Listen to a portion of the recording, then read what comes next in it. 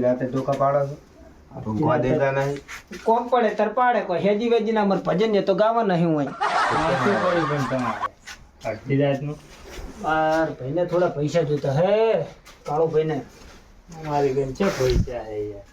હું આજ પૈસા ખૂટ્યા હે ને મને તો ભીખ માંગવાનું ચાલુ કરો ને એટલે એને કે દોઢું ના બોલે અડધી રાતનું યાર અમારી કોણ પૈસા હોત તો અમે ઉજાવો તો જવા દે આ તો એટલે જ કહું ને